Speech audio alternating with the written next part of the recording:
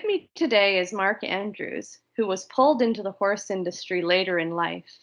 He's all in now, and this Equine Guelph alumni is embracing new roles and reaching the equine community as a newly minted journalist. Thanks for joining us today, Mark. Thank you. Thank you for inviting me. This was not a midlife crisis for you. What drew you into the world of horses? No, you're right. It wasn't a midlife crisis, although I do sometimes wonder whether it would have been cheaper to buy a Ferrari. But I think what really drew me into this was the fact that when I moved to Canada, I found myself with a lot more time on my hands. I have two daughters. They are coming up for 8 and coming up for 10 now. My oldest began riding when we lived in Hong Kong. When we moved to Canada, my youngest daughter then took up riding. My wife then decided to take up riding, and I was left all alone.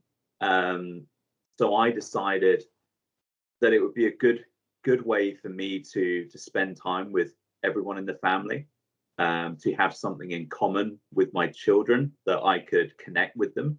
And horses have a wonderful way of connecting people, and that there's always going to be something there for me and my children to have and to go on. And as they get older and as I get older, we'll always have horses.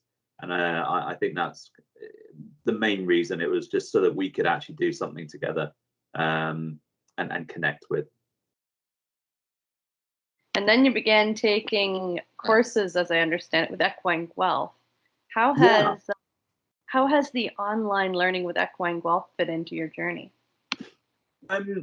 So starting in the equine world much later than a lot of people, when I do meet people who do have a horse background, the expectation is that I have been riding a long time.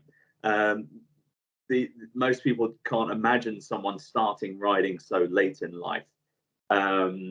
So I can't always walk the walk, but I felt like I could at least talk the talk if I educated myself. And I've always wanted to do an online course or to go back into some form of education.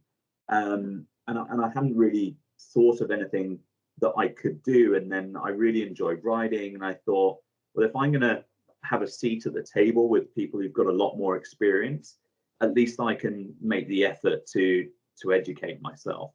And I would think I was Googling one day and I came across Equine Guelph, presented the idea to my wife, and she said, go for it. So I started the courses in 2020. So with the management of the equine environment, and then I took equine nutrition, equine behavior, and the latest course I took was equine journalism. Doing the courses for me was about being able to speak in a way that people can see that at least I know something. And I've always been aware that the horse world in general has a lot of it is done by word of mouth, and it's passed on from person to person. I think the biggest trick that the industry is missing is the fact that so many people are reliant upon what they've been told and what they've been taught, that we often don't question the status quo. And that's not to say that what was done previously was wrong, but that we need to look at, like in journalism, we need to look at both sides of the coin, and then we need to assess, is this right? And I think people are far too inclined to say, take the word of someone because they're older, more experienced, and because we've always done it like this, than to say, well, but is that really the best way of doing it? And why equine journalism?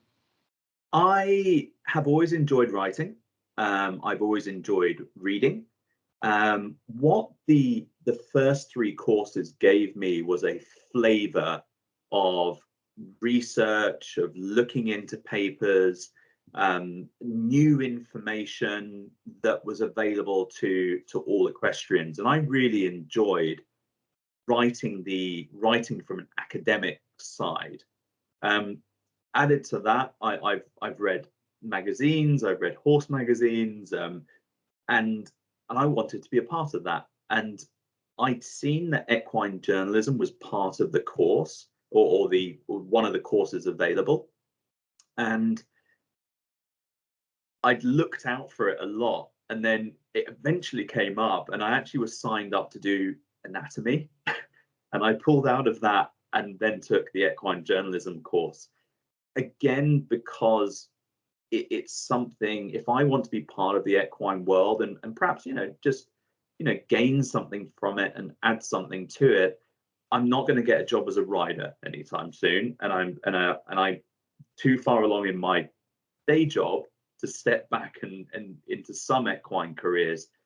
But with equine journalism, I can do that, and it is something I can step into, and it's something I can achieve and do myself.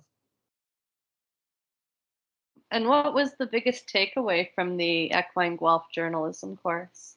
I really enjoyed the course. I mean, all the courses have been great. I think with that particular course, there was a lot more interaction between the people taking it.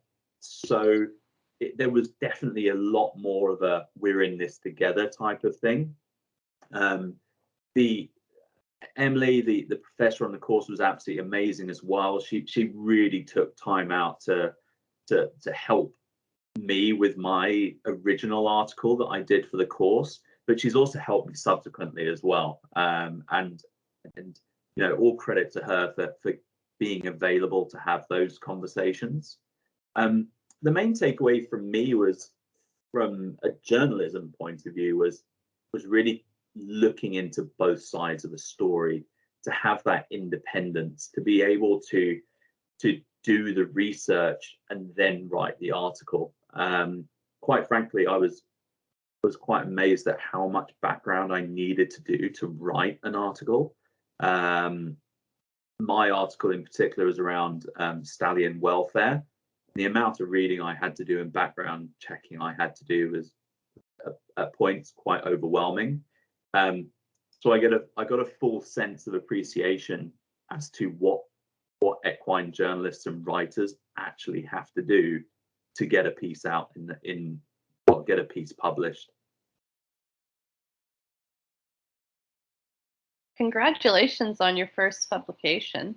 What's next for you? I've just finished writing an article for the Tri-State Livestock News, which is a feature and profile of a 50-year breeder of quarter horses for them. I've been told the article I wrote for the course will also be published this year at some point. I don't know which or when it's going to be printed, but I've been told it will be. I haven't done a massive amount of proactive reach outs. What I've been looking to is really kind of build a portfolio to begin with, and it's been great to do the pieces I have, because it helps me establish that portfolio. And from there, I want to be, I want to create some time for myself to actually look into some of the more recent research, and then be able to write about that and form a plan around being a bit more proactive in my marketing of myself to different editors. But I think baby steps is important for me. You're based in BC right now, and your first article was picked up in South Dakota? Correct, yes. The small horse world. Limitless. Yeah. The first two articles have both been profiles of ranchers who've been breeding quarter horses for 50 years or more.